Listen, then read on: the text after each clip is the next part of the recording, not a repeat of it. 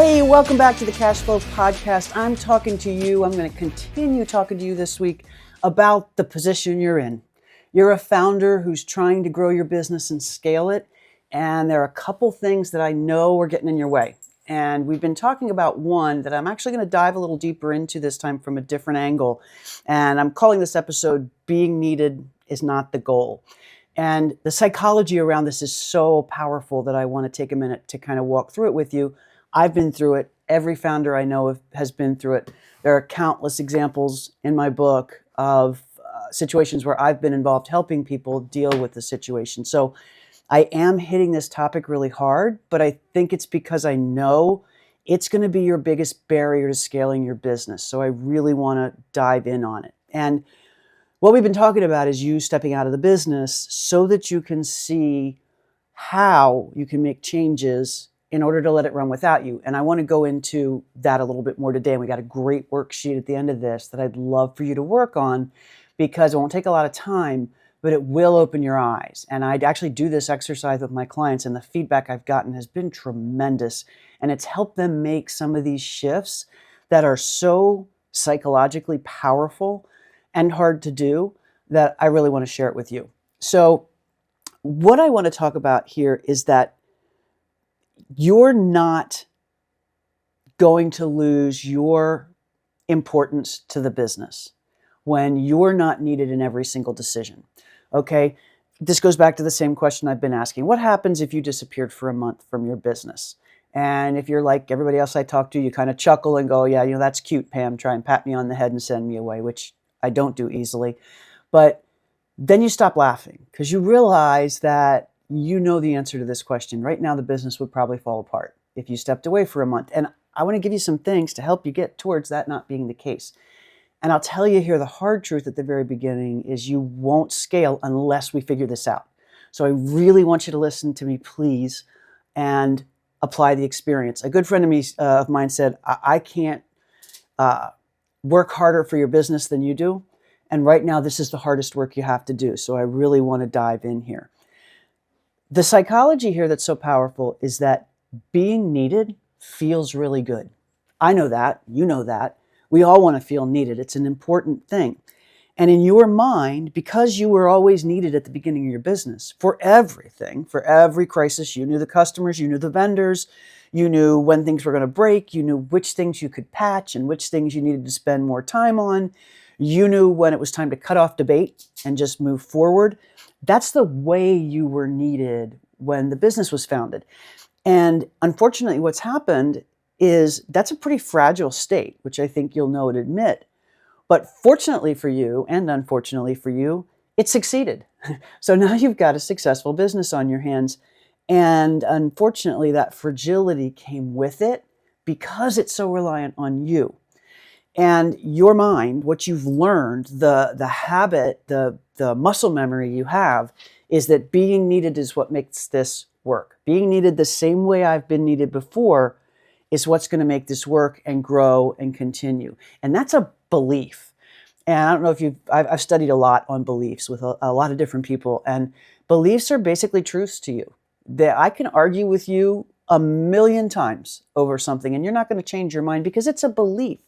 Until you recognize that it's a belief and not absolute truth, there really can't be any movement. So what I want to try to do is help you understand that the belief that you need to be needed the same way you were when this thing started has changed a little bit.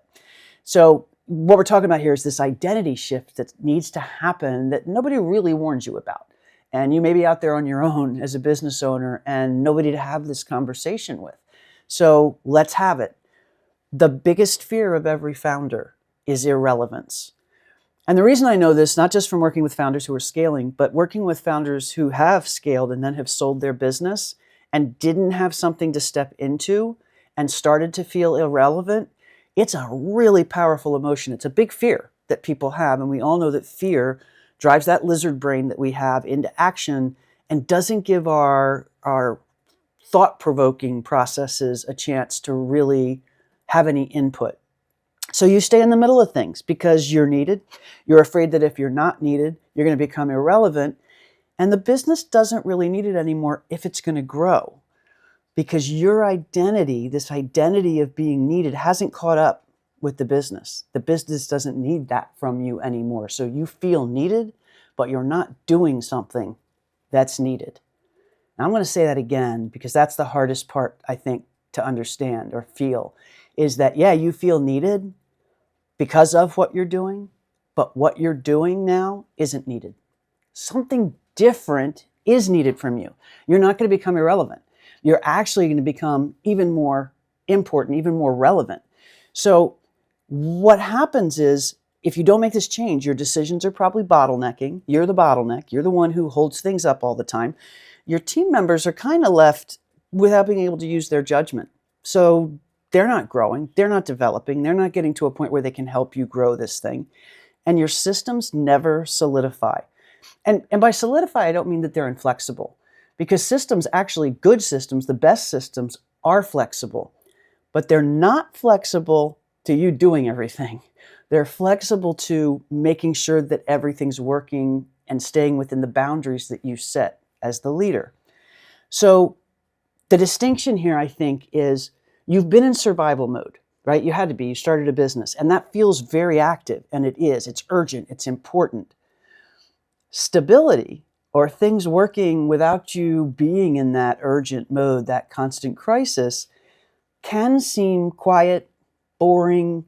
You might even kind of feel like it's invisible, like the business doesn't need anything anymore. It's just running and it gets boring. And a great analogy I have for you is in day trading.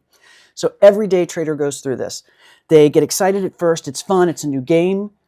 But then they realize somewhere between 3 months and 2 years in that the real work of trading, day trading, is very boring.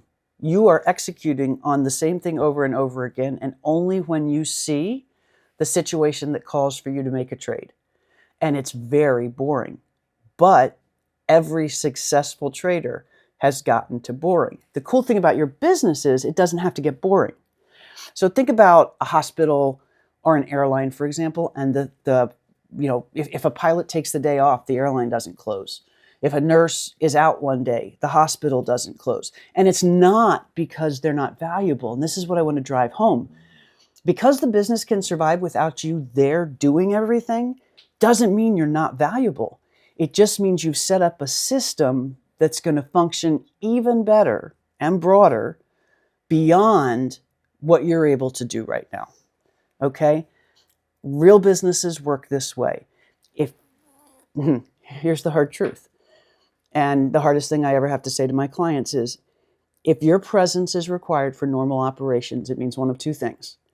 You're a founder, you'll always be a founder, and you'll either have a very successful lifestyle business, which is fine, it's a decision and it's a totally good one, or you'll have a very broken, large-scaled business that will have a major catastrophe happen at some time in the future.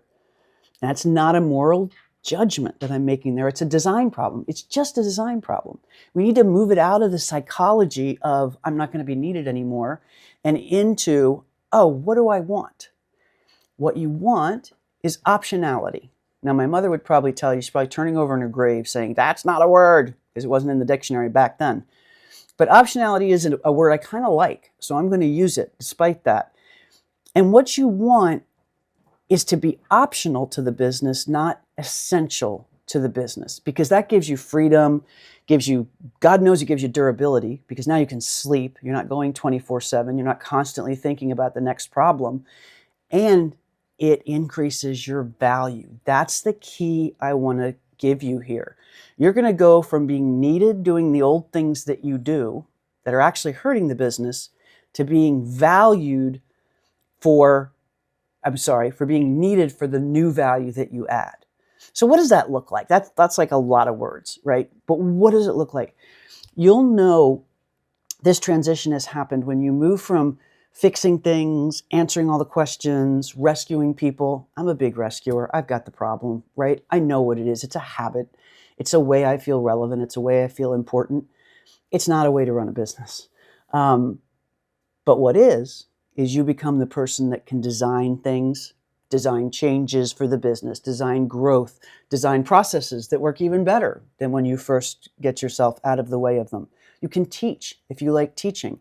You can Network with other people that are doing the same kinds of things as you are and become powerful in associations that might make a big difference related to what you're doing. You can remove the friction so that your team can function effectively. And that is needed. So you never become irrelevant and you never become unneeded just because you're switching your activities, okay? You're going to become, the way that I like to look at it is your value, being present isn't what needs to be valued anymore, but having an impact is what's valued now. And it's a shift that feels a little bit strange because it's quiet, right? It can get very quiet. And it's kind of, there's a moment that you can't unsee. And every founder goes through it as we have this conversation. And I know I'm harping on it, but I'm betting it's resonating with you. You make a sentence in your head that says the business doesn't actually need me here. It needs what I haven't designed yet. So you go from a very negative sentence is the business doesn't need me here to a very positive sentence, which is, holy cow, it needs the stuff I haven't designed yet. You started out as a visionary, right? So this puts you back in that visionary role. It's not a demotion. It's not a change in your value. It's evolution. It's a natural evolution of any business that's going to succeed. So look, I've got an assignment for you. I promise it won't take a lot of time. And there's a worksheet that you're going to have access to here called the Optionality Test. It's similar to the work we've been doing the last couple of weeks, but I'd love for you to dive in because there's a slightly different angle on it. And I'm saying this all 3 different ways in these last 3 episodes because it's going to one of them will resonate with you. One of these always resonates. It just depends on which one it'll be. And in the exercise, what you're going to do on this sheet is you're going to write down the things that still require you to be there and be in it, okay? Not necessarily what you like to do, but what actually breaks or stalls when you're not there. Because now we want to move from, I want to feel needed, to, all right, what really breaks? What are the things that totally fall apart right now if I'm not here? And for each item, you're going to go through a little question. You're going to, a series of questions. You're going to say, hey, is it because I'm the only one who knows something right now? Is it because I'm the only one who can decide on that thing? Or is it just because everyone's defaulting to me because of habit? We've always done it that way. They know I'm going to give the answer. But pick one of the areas, right, that you've selected here, one of these things that breaks when you're not there, and redesign it. This is your new value. Redesign it without you in the middle of it. It's not going to be perfect. Don't wait to make it perfect because God knows perfection paralysis stops us too. But just enough to function. Okay, so like pick one of those and let's just walk through it and get it systematized without you, just enough to function. They don't have to be perfect. And here's the other thing. People are going to make mistakes. They'll need you to teach them. They'll need you to help them learn how the system really needs to work. All right, so I really hope you jump in. It's a really nicely laid out spreadsheet. I actually do it myself periodically, these same questions, not in that exact format, but I often ask myself, where do I need to be involved and where do I just think I need to be involved? So here's the bottom line. Being needed isn't the goal. Having something that works without you in the middle of it is the goal. And we're not going to let this go because on the next episode, I'm going to talk about something that keeps you stuck even after you have let go emotionally. Okay? And how your time, if you don't make this change, very quickly becomes the most expensive cost in the business.